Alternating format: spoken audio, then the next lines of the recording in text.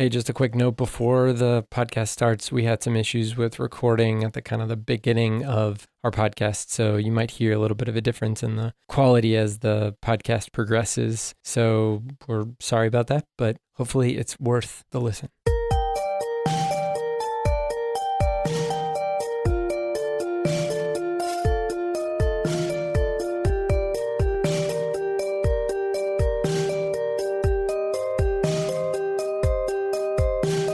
Okay, welcome to The Actor and the Engineer. My name is Paul James. I am the actor. My name is Josh Knapp. I'm the broadcast engineer. Here we go, Josh. Riley Keough. Riley Keough. I mean, it's like we're her biggest fans. I'm sure we're not her biggest fans, but we're big fans of her. She's amazing, amazing, amazing, amazing, amazing. I cannot say enough about her. She is amazing. That many amazings. That's a lot of amazings. Oh my God, I'm just going to gush over her the whole time. When you texted me, I was like, I saw the trailer for The Legend. I was like, oh, Riley Keough.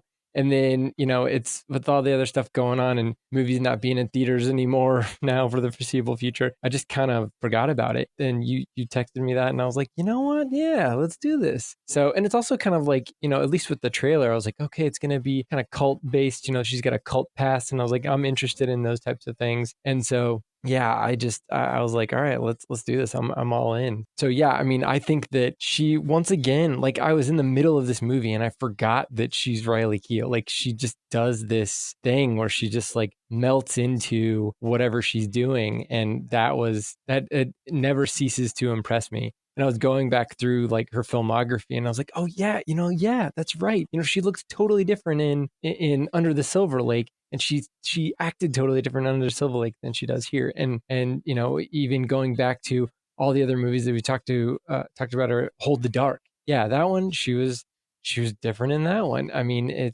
I'm just amazed at what she can do and how she can transform herself.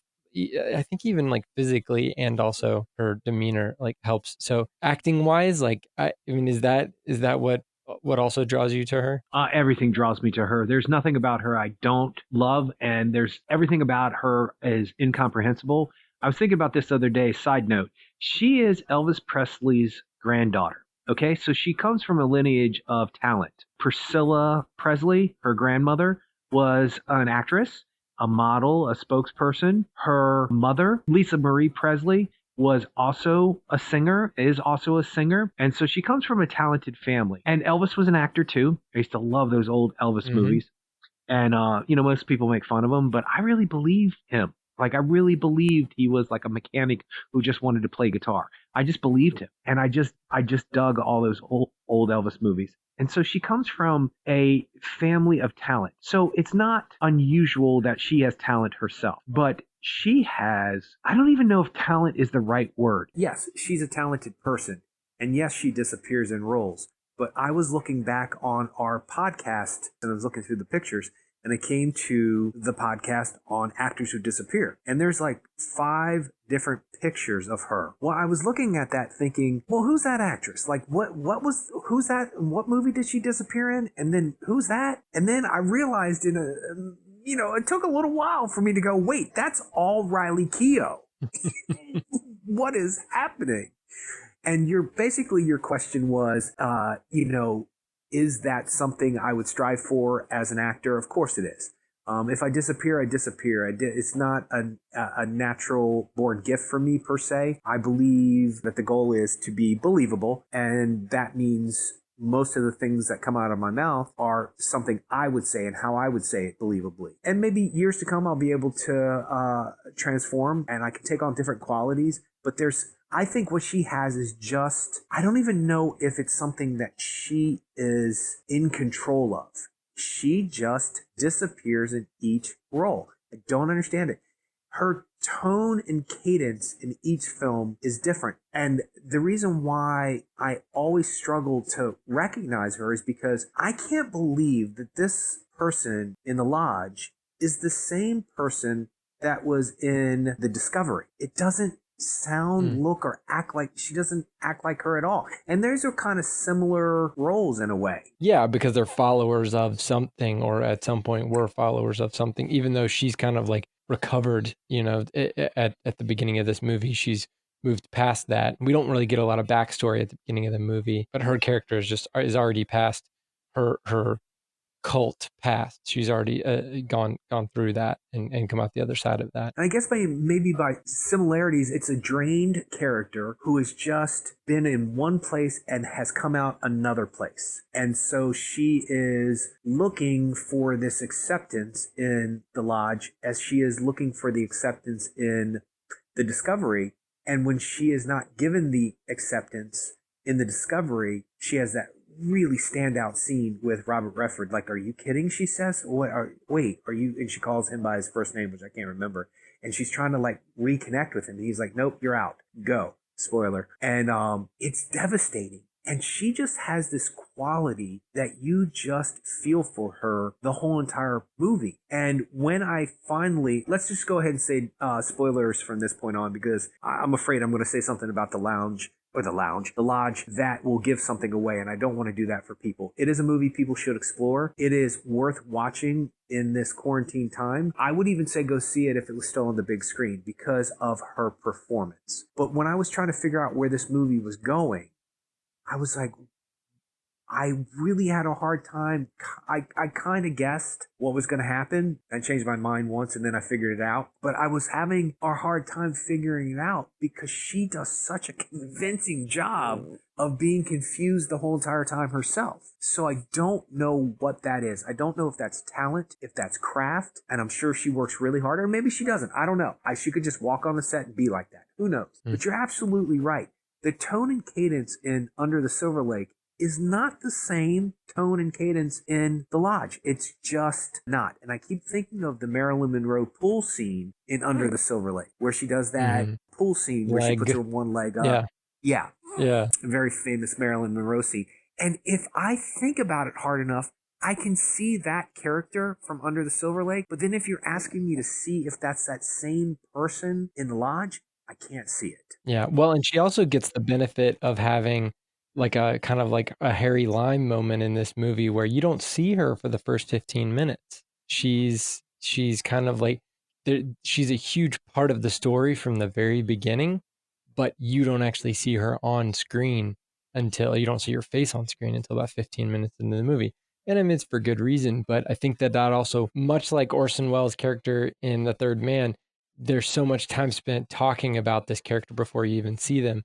And so there's an anticipation associated with the character in the movie, and especially with what happens. We're definitely getting into spoilers now.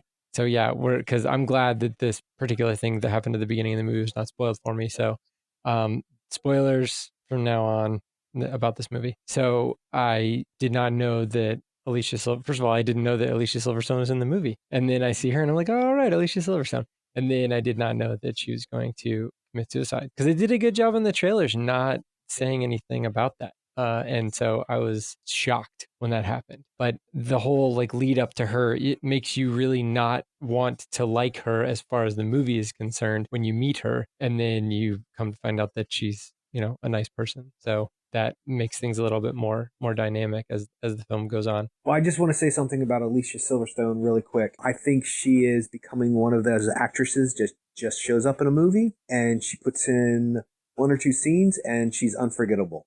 She's infinitely watchable as an actress, and she showed up in the killing of her sacred deer, and she was amazing in that. And she's becoming one of those actresses that just shows up, does her part, and whether or not the part is big, little, or small, she is the proof positive that there are no small parts, only small actors. She is really on point in this movie, and she has to be, because without the audience being sympathetic to her character and her situation, the setup is ruined. First of all, I don't quite understand the husband and or the boyfriend, if you want to call him that. I don't understand anybody who would put their kids in that situation with his new girlfriend 6 months after their mother had just killed themselves. So the setup is a bit hard-pressed to believe, but people do make really questionable choices in their lives all the time. I think this movie has a lot of problems, and I think that's just the tip of the iceberg with this movie. To me, I feel like they've backed into this movie as opposed to coming at the movie as opposed to saying that here's a story that, that has these pieces. Now let's add some intrigue into it. They wanted to have a twist at the end, and then I feel like they backed into that twist, which I don't think that's it's not easy to do from a writing standpoint. So we'll get into that later. But yeah, that's And you're saying that's not the whole premise. and that's not a good thing, is what you're saying. I don't think it is. I don't think that. I mean, because of the twist that they want at the end, they had to do this. They had to make the dad get the kids and the girlfriend into the lodge at the same time, and they had to get the kids into the state that they were in for the rest of the movie to happen. So there were certain scenes that were great as far as the setup was concerned, but there was a lot of big pieces that I just kind of stepped back and I was like, ooh, this doesn't pass the smell test. Their actions don't seem naturalistic. And not even saying their actions in retrospect, I'm saying their actions in the moment don't seem realistic. So, and I don't think it has anything to do with acting. Yeah, no doubt. Because both of the young children in this are amazing, and the husband does his job too. But he disappears so quickly that we don't really get a sense of anything. But he handles himself really well in that last scene, because he does his job in that last scene, or his last scene, if you will. Mm-hmm. But I think it's an easy fix. And I'm not meaning to sound like I know anything about screenwriting, but whenever I'm in that situation where I'm watching a movie and something is not adding up for me, and then I come up with an easy solution, I'm not saying it's the best solution. I'm saying that it's possibly a good solution. The glitch for me in that setup is when he says he has to leave them for a period of time to go to work. If they just simply made it an emergency why he had to leave, that they went there to drop the kids and her off, and he was going to come back by Christmas Eve. Mm-hmm. If he had just said, oh yeah, I squared everything at work, we're all going to be there, it's going to be a wonderful time. And then on the drive there, and as they're driving up the frozen lane to the lodge, all of a sudden he gets a call and he goes berserk because they didn't do what he told them to do at work, and he has to go in. Mm-hmm. The stakes are still the same, but they're logical now. Mm-hmm. No person, well, okay, I'm speaking in general. It doesn't ring a bell for me that a person would, 6 months after their ex-wife or soon-to-be ex-wife commit suicide, that he wants to take his two very aware children. They're not of an age where they're not aware. They're old enough to know exactly what's going on, one of which carries around a doll that looks just like their mother, mm-hmm. obviously created. And by the way, side note, if there's a dollhouse in a movie, just stop watching. Whoa. Because nothing good is going to come up. I did feel bad that like Hereditary came out 2 years ago. I was like, oh man, it sucks for these guys because I thought of that too. Yeah. It's not the fault of Lodge that it doesn't 100% work on those motifs. It's the fact that Hereditary came out. Yeah. That's, and I'm sure this movie was written a while ago and they were working on it. And then all of a sudden it's like, oh, dollhouse. And it's effective what they do, because when you see that one shot of the dolls turned upside down and the one hanging off the couch and all that other stuff, you know exactly it's definitely foreshadowed. Well, and the first shot of the movie is the dollhouse too. So you don't know until you're halfway through that tracking shot that it is a dollhouse. There's an unsettling feeling on that first shot of the movie, and then you realize, oh yeah, this is totally dollhouse, and that has a lot to do with the lens capabilities nowadays. There's special lenses that you can use that look like a straw that connect onto the regular cinema lenses, and they give you that capability to get really, really close to something and keep it in focus. But yeah, it's pretty crazy. Yeah, it is unsettling, and you can feel Mm-hmm. it. You can sense that something's not right. And then when you realize it's a dollhouse, you're like, oh, go away. This does not work out for Toni Collette. It's not going to work out for you. That's right. But the point is that it's just one of those setups that I don't know why they went where they went, because it doesn't strike me as truthful.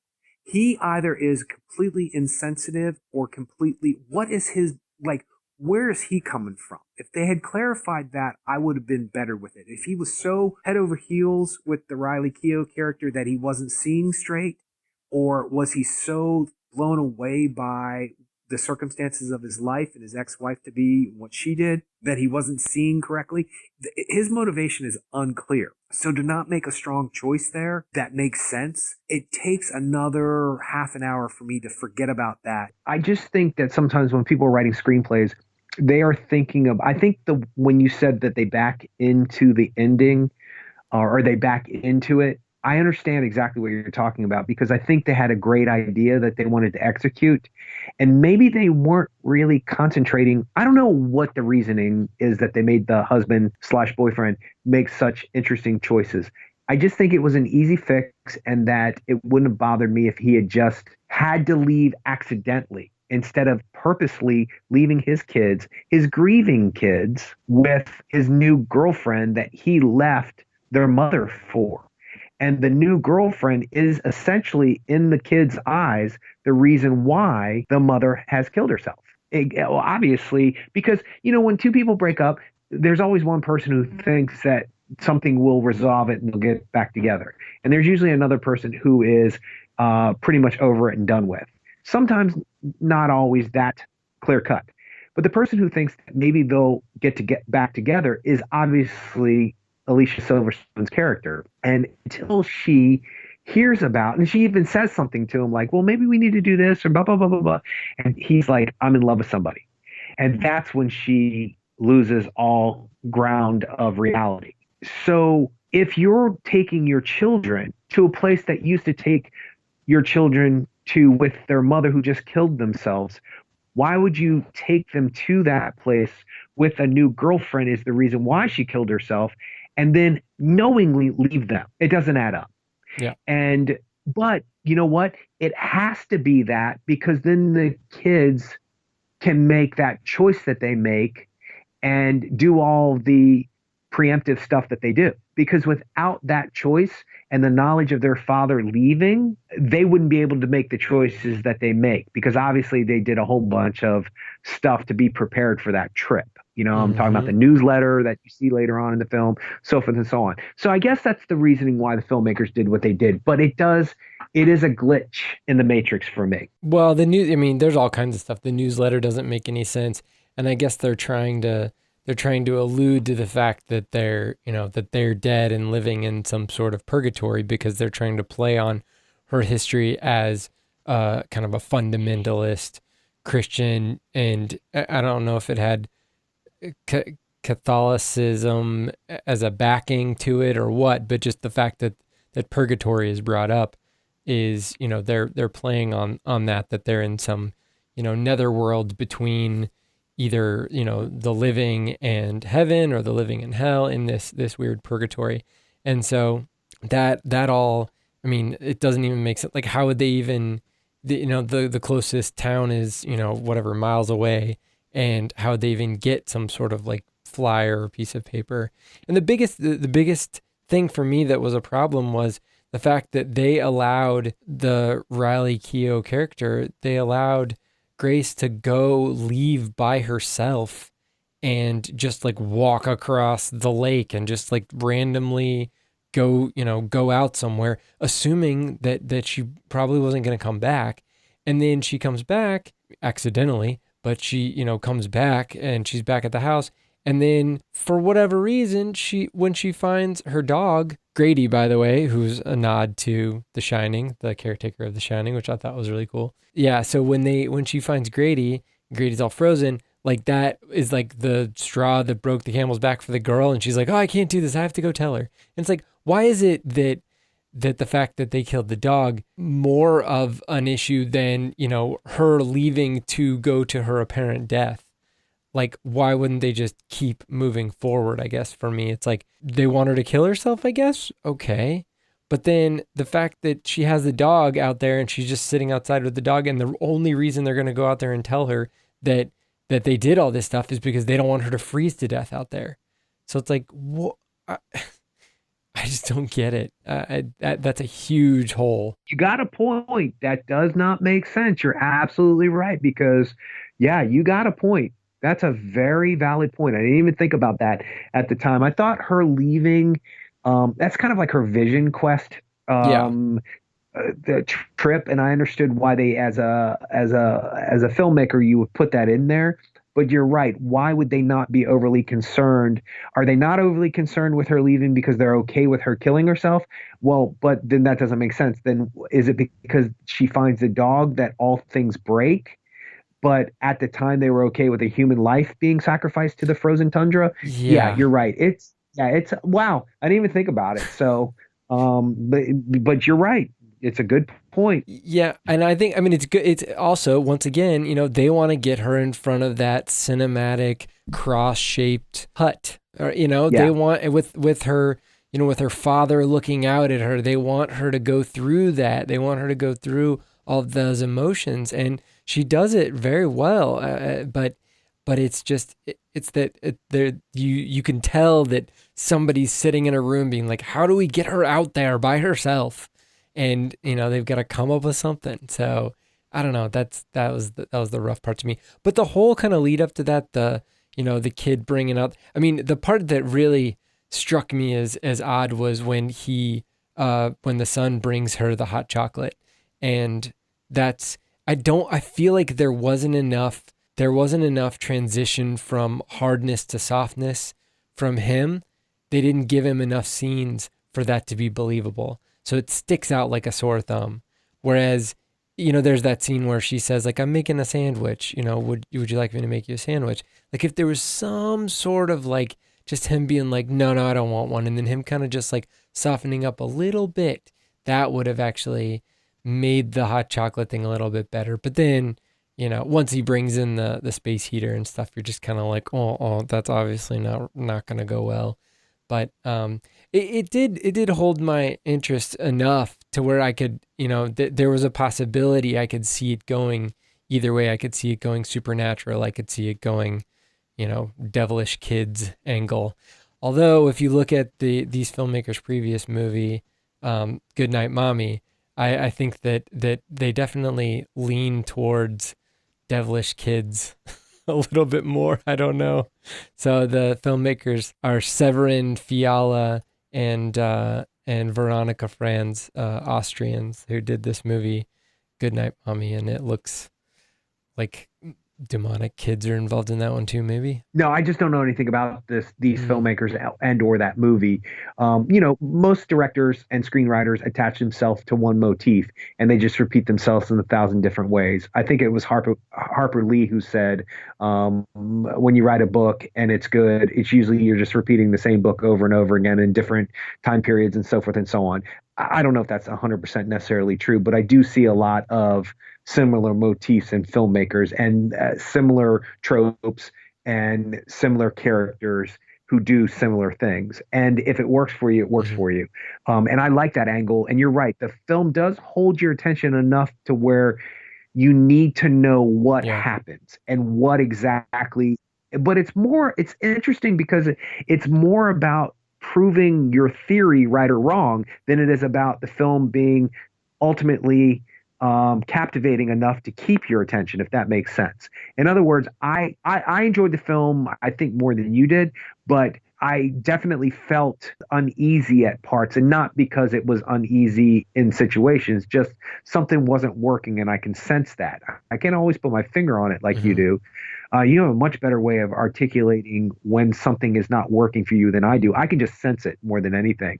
But I was captivated, if that's a good word to use, to find out whether or not what I thought was going to happen happened, or if something they were coming up with a new angle. Because I thought to myself, this film is Hereditary meets The Others. And then I was like, oh no, it's not The Others. They're not really dead. Or are they?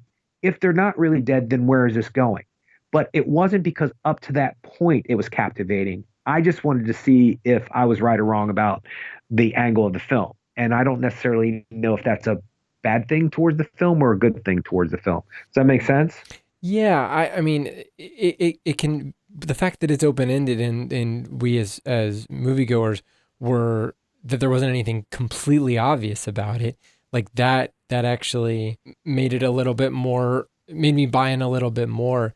But like I said, as the film went on, I also felt like that the religious iconography I felt like they were trying to use it as a tool as opposed to trying to say something about it. Like usually in a movie like this, they're trying to say something about how you get the whiffs of the, those Dan Brown novels. I think it was the first one, the Da Vinci Code. Yes.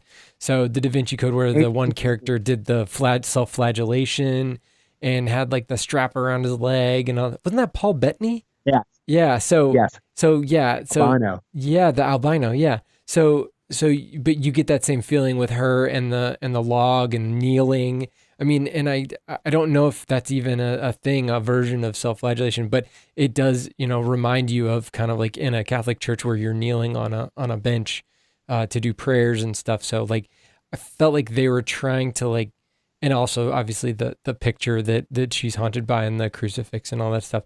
It just felt like it wasn't fleshed out as much as, it didn't feel like they were saying anything about it really. Like, I don't know. Maybe the big thing that they were saying is that how easy was it for these two young kids to get her right back into that same captivation of this perverted version of faith that is causing her to hurt herself and is causing her to, just question her sanity it's like she's predisposed to it, and the kids just knew which buttons to press.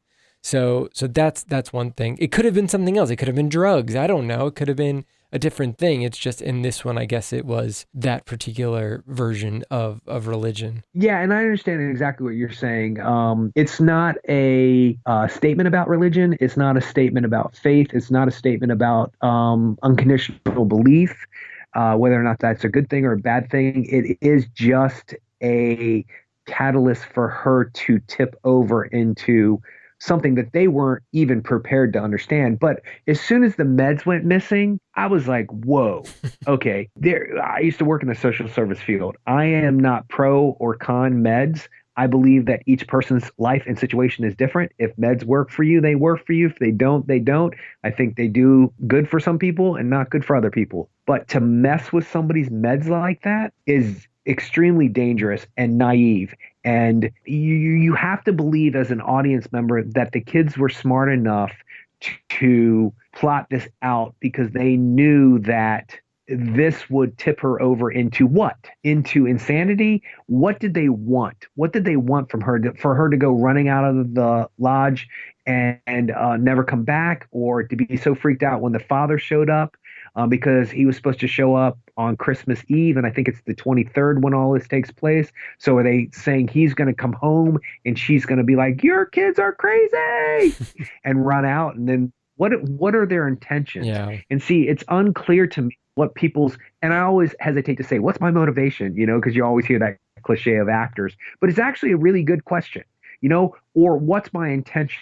What do I want out of this person? What did they want? And I think that you saying they backed into this movie is a really good way to put it, because when things start getting fleshed out, they don't add up because you don't understand what the motivation was to begin with. Now, granted, that the kids don't want this woman to be in his life because she is the catalyst to what happened to their mother, or the fact that they don't want their father dating somebody in general, whether or not the situation with the mother happened or not.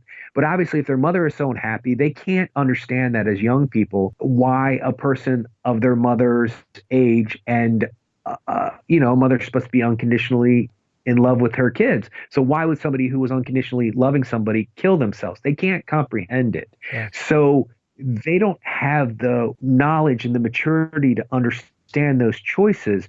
So how are you supposed to believe that they're smart enough and have the knowledge to play out this scenario? Yeah. And obviously they don't, because when they take her meds, they don't really understand that. Is it the ideology of this religious belief that drives her crazy?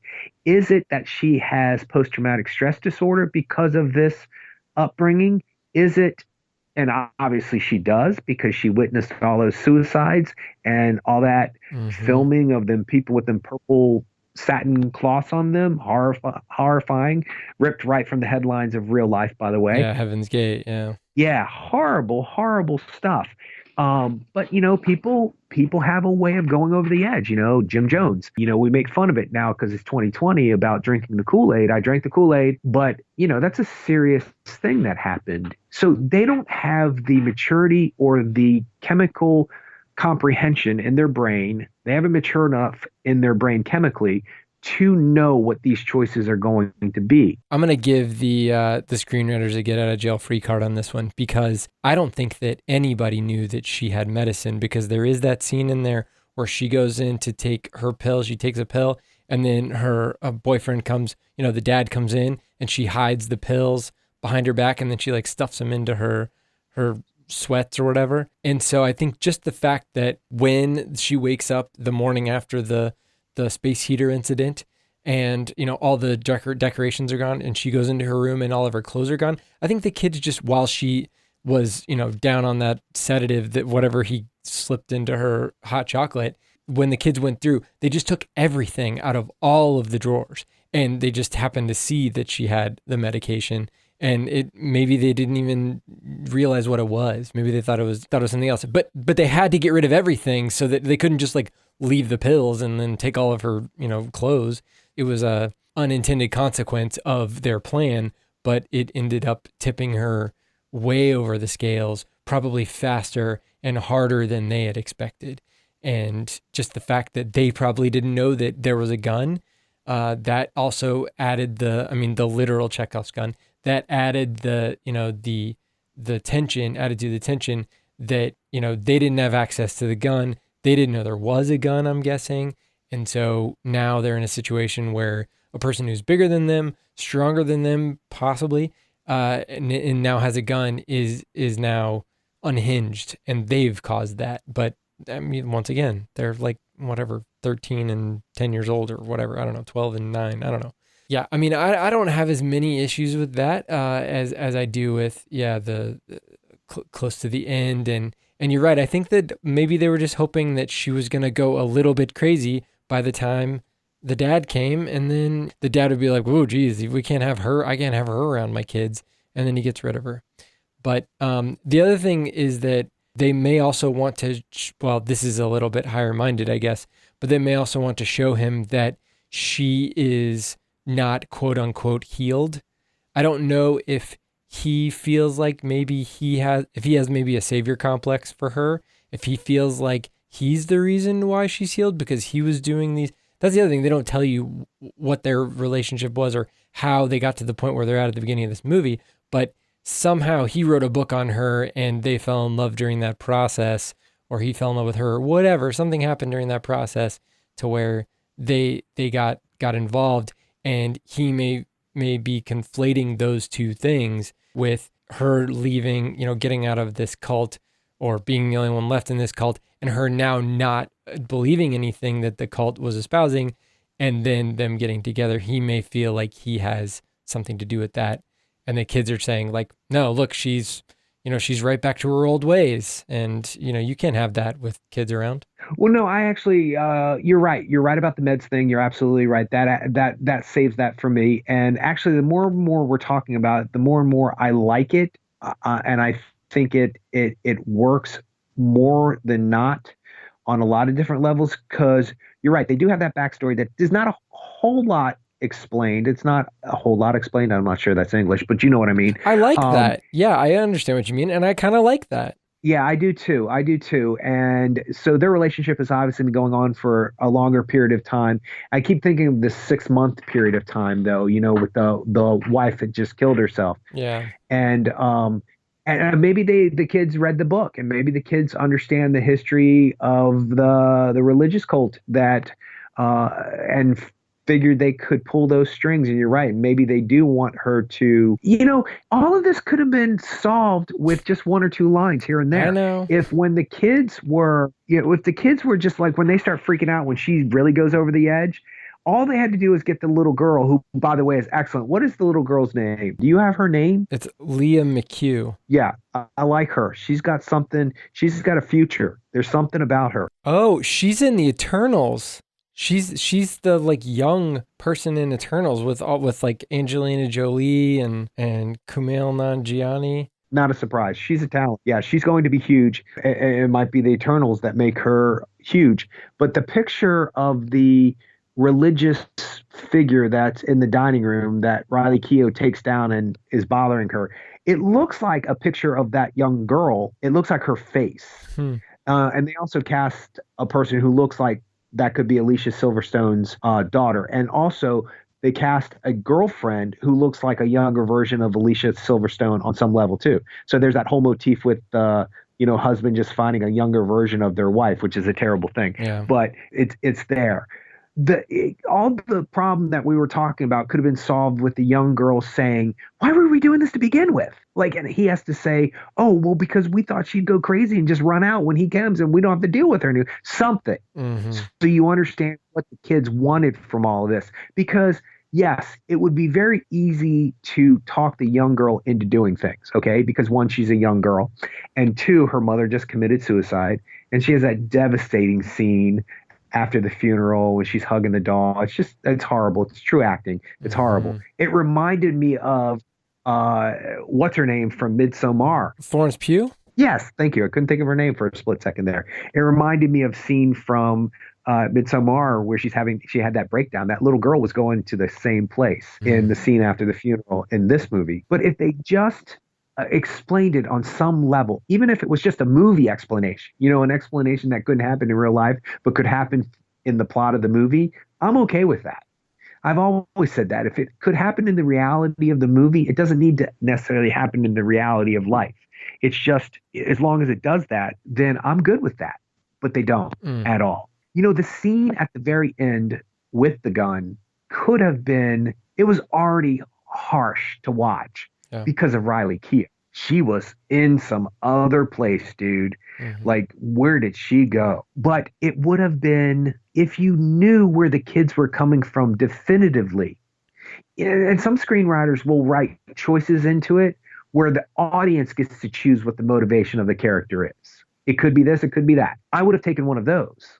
As long as I had determined which way somebody was going, it would have been a more impactful scene at the end.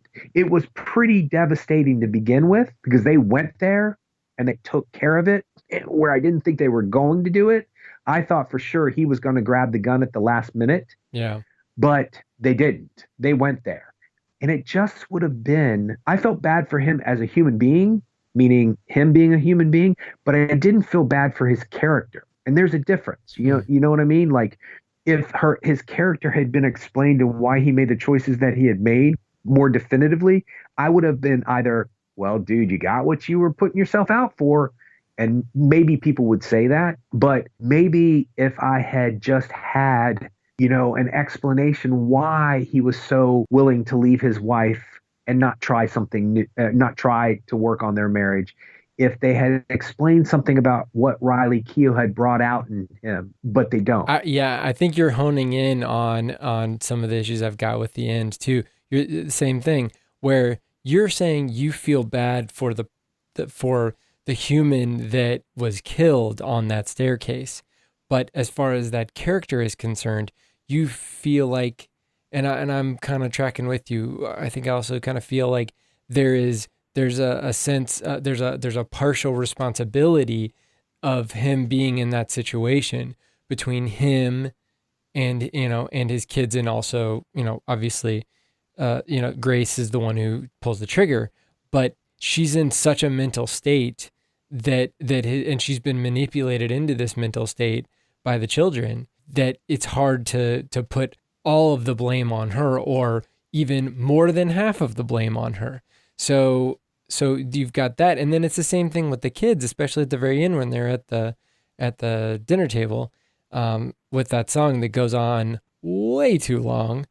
But I know it's supposed to be creepy, and it is creepy, but it does drag out. I think the effect gets somewhat lost at the end there. But the fact that you see the kids sitting there, and you're part of you is like, are we supposed to get from this, like, oh, they got what they deserved, or, they shouldn't have done this. But always in the back of your mind, you've got like a voice that's saying, these kids were put in this position by the dad, and these kids were put in this position unwillingly and in a fragile mental state. So I don't know. I don't understand necessarily what all the things that we're supposed to get from this.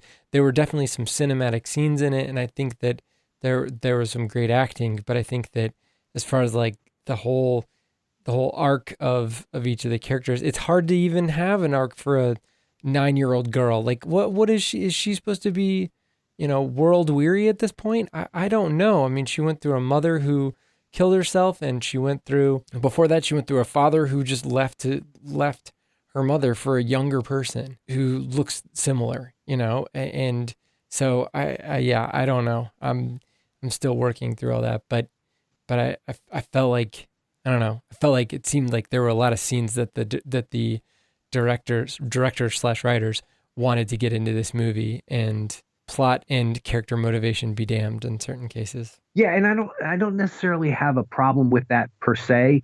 And I think that this film is worthy of being seen. No doubt about it. Paul has deemed it worthy of being seen. Is that your thumbs up? Yeah, I mean, I guess. That's a very wordy thumbs up. Worthy of being seen. Put that sticker on the DVD. Yeah, like anybody gives a crap what I think, whether or not a movie needs to be seen or not. No, they do. People do. It's just it's a wordy way of going about it, but it makes sense. Welcome to my nightmare. Alice Cooper's reference. I'm just saying that maybe, we thought we had the answers. It was the questions we had wrong. Maybe we're asking the wrong questions. Maybe this isn't about plot and motivations. Maybe this is about scenes, and what happens to a human in these circumstances cannot really be explained in a linear manner. That begs the question whether or not the director/screenwriters want to tell it in a non-linear way. Well, obviously they didn't. It was all beginning, middle to end. I have thought about the film since, and I just think you should be like completely like shuddering at the end and just completely shaking and just blown away by the fact that how long are they going to sit at that table. And I didn't have a problem with the length of the song because one, she's got a beautiful voice, and it's Riley Keough, and she pulls it off. And I've said this many times, a great acting choice and or a great acted scene can save a bunch of different plot holes for me, just because my background and so forth and so on, doing scene work. As an actor, you don't do full-length plays in classes, you do scene work. And so it has a 5-minute limit or a 10-minute limit. You do a scene in the middle of a play. You don't do the whole play. So maybe I'm used to that as being captivated by what happens in just that moment. So I guess more, I should say, moment-to-moment stuff is impressive to me. That said, the length of the song doesn't bother me because it does pose the question of how long are they going to sit there and what are they going to do? Like, their dead father's there. What are they going to do? They're eventually going to get hungry. Is she going to shoot them? The last shot of the gun with 2 bullets alludes to the fact that the 2 bullets are for the kids and there are only 2 bullets. So Riley Keough is going to live. I mean, what's going to happen? I like that.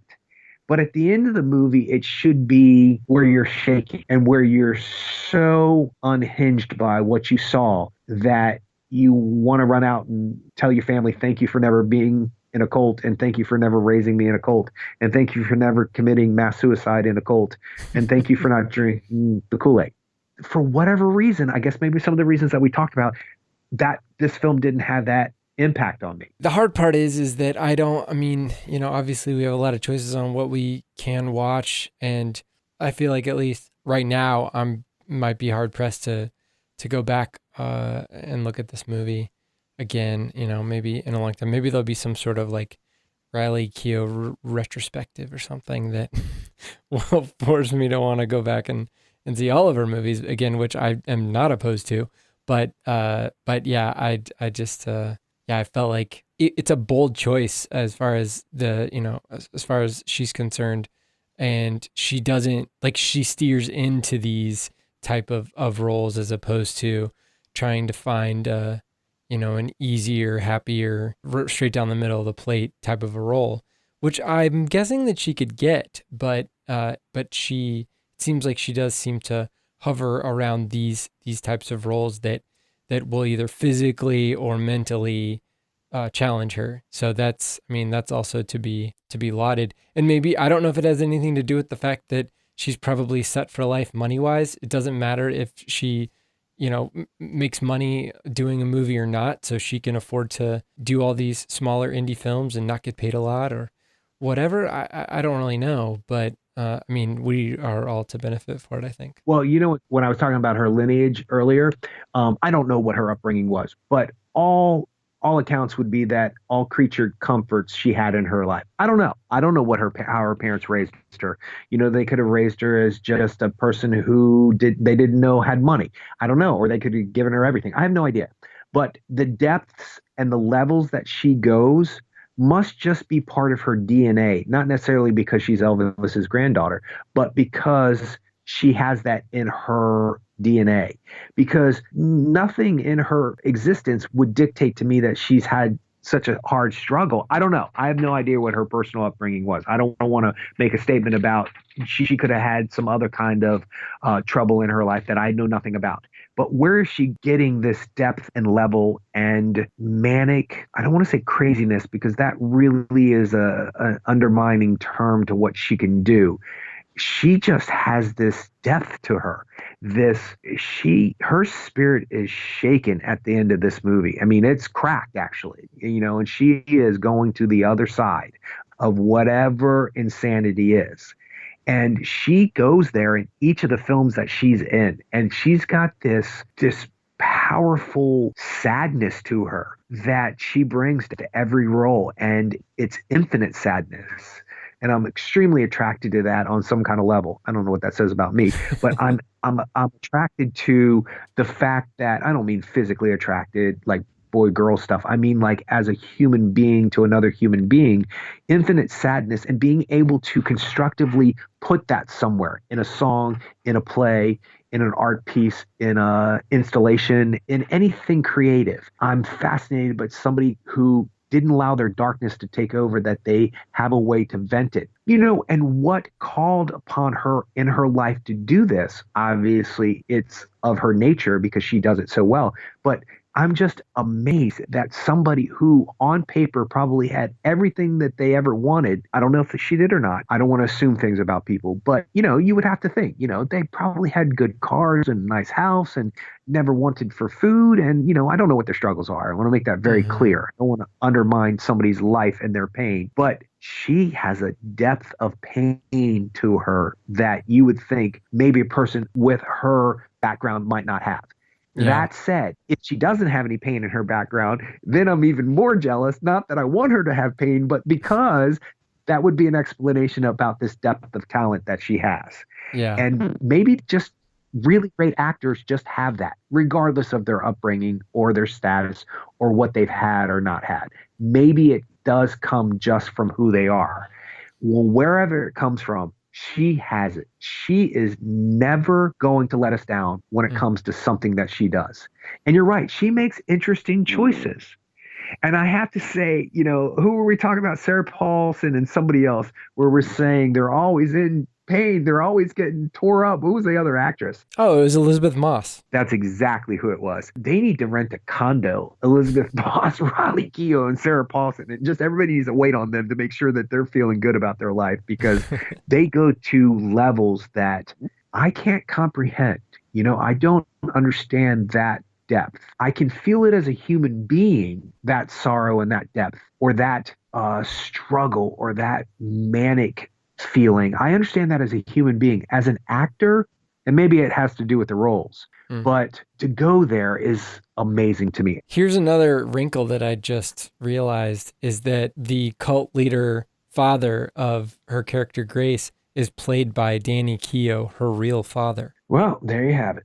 There you have it. Are they still together? Do we know if Lisa Marie and her dad are together? They're not. I mean, she broke up with him to marry Michael Jackson. Oh, that's right. That's right. So Riley had been born at that point. Yep. Mm-hmm. Yeah. See, maybe it's DNA. I'm wondering, does he have a lot of credits? He does not. No, he's a musician. So I think it was one of those things where it was like somewhat stunt casting or whatever. Or just like, oh, what would be crazy is if your dad played your dad in the movie. Yeah. But I mean, he looks the part with the crazy Puritan hair and the beard. But well, it probably was either extremely beneficial for her. Yeah, it was probably beneficial, because even if her father and her have a really good relationship, it would be weird to see your father in that light. You know what I mean? Because it's a different actress who plays her younger. Mm-hmm. So she's not in those, but she probably watched those scenes. And she does have the scene with him in the cross house thing, the cross shed, with him looking out at her. Yeah, he looks scary as hell in that scene. Mm-hmm. That scene works. You Yeah. know, how she got there might not work, but that scene works. And and I got the whole symbol of the cross house, and it being the building that is, what do they call that? It's a saving point in the wilderness. What's it called? What am I thinking of? What's the word I'm looking for? It's saved, Respite. or a ranger station, or yeah, respite ranger station, or something along those lines. You always see those in the big forest areas where you have your ranger station, and usually there's a first aid kit, and there's like emergency water and all that stuff. So if somebody gets lost in the woods and finds that ranger station, then they would not die. Yeah. So I think that represents too, but it's also form of a cross. So it's interesting. Yeah, this film is definitely worth watching and definitely worth talking about. But ultimately, it comes down to a question that you always pose to yourself. Will you ever visit it again? And I think the answer for me is, if I'm trying to show somebody what a difference Riley Keough is in each of her movies, this is definitely something I can show them as, yeah, that's not the same person in American Honey. You realize that's that same actress, right? Like, so you show the last scene of her going up the stairs and then the husband coming home, and then you show that scene where Shia LaBeouf, I don't know if you've seen American Honey yet. Not yet. Yeah, it's worth checking out. There's a scene where Shia LaBeouf is putting moisturizer on, or a suntan lotion, I can't remember which. And it's just not the same person. It's just not. So, like I said, I could gush all night about Riley Keough, but this movie is about The Lodge. So do we have anything else that we need to go into, or are we good? No, I'm good. Okay. Well, you can check us out on the web at actorandengineer.com. You go to facebook.com/actorandengineer, and you can tweet us at actorengineer. And we'll see you next time.